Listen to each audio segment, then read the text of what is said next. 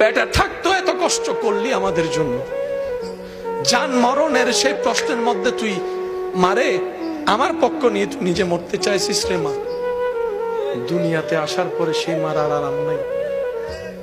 3টা বাজে উঠে দুধ খাওয়া লাগতেছে, দুধ খাওয়ানো লাগতেছে, 4টা বাজে উঠে দুধ খাওয়ানো লাগতেছে, প্রস্রাব পায়খানা পরিষ্কার করা লাগতেছে, আবার সকাল 6টা বাজে উঠে ঘরের কাজ করা লাগতেছে। এমন পরিবারও আছে।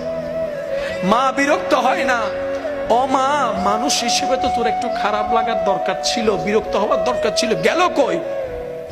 মা বলে যে এটাই তো রবের দয়া, এটাই তো রবের রহমত, এটাই তো রবের দয়া। যতদিন বাতন ছিল পরিবেশ একরকম হয়েছে, এখন থেকে রেহাম হয়েছে, পরিবেশ ভিন্ন হয়েছে। এবার রব ডাক দিয়ে বলে, বান্দারে এটাই তো তোদেরকে দেখাতে যাচ্ছি, তোদের মায়ের চাইতে হাজার হাজার গুণ বেশি আমি আল্লাহ আমার বান্দাদেরকে ভালোবাসি। সুবহানাল্লাহ।